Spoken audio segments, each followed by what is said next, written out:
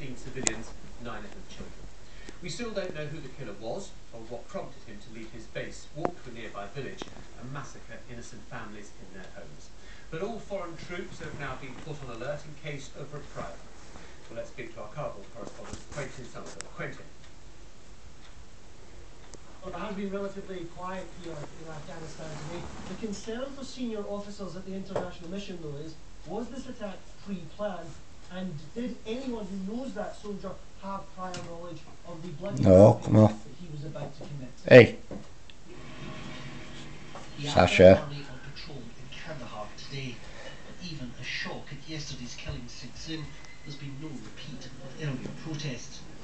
Village elders say these streets will remain quiet as long as the gunman is brought to justice, but still there is anger among locals. If he did this deliberately, he should be punished with death. Otherwise it will raise many questions, and it will help the Taliban to benefit from this and become stronger. How come an infidel went to the house of Muslims and massacred children and women? I personally feel very sad. Even I am ready to go to the side of the Taliban to fight against these foreigners. President Obama was shocked and saddened by the killings, which he said weren't representative of US military forces. In a call to President Karzai, he promised a full investigation. This won't affect the mission in Afghanistan, says the United States.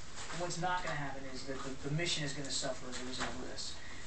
It's tragic. It's a very tragic incident, but it would be a far greater tragedy for us to let this affect what we're doing writ large in the country. But in Kabul, others are more sceptical. President Karzai called the killings unforgivable. Many are already talking about the long-term damage to US-Afghan relations. These acts will undermine all the efforts of stabilization of Afghanistan, but also it raises serious questions about the discipline. On their website, the Taliban, always quick to respond, demanded vengeance against American savages. It was yet another moral transgression, the insurgents said. In Panjwai, the victims, including 9 children, have now been buried. After the murders, the US soldier walked calmly back to his base. Across Afghanistan, people are wondering why a soldier sent here to protect them would commit such a bloody crime. What do we know about that individual, the man responsible for those killings? Well, we know that he was in his late 30s, he had children of his own, and that he was a staff sergeant, a conventional soldier in the US Army. The Afghan Parliament here today said he should be tried in an open Afghan court.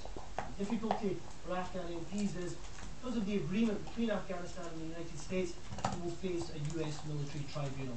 Back to you. Okay, Quentin there in Kabul, thanks very much. And let's pick this up now with our Washington correspondent.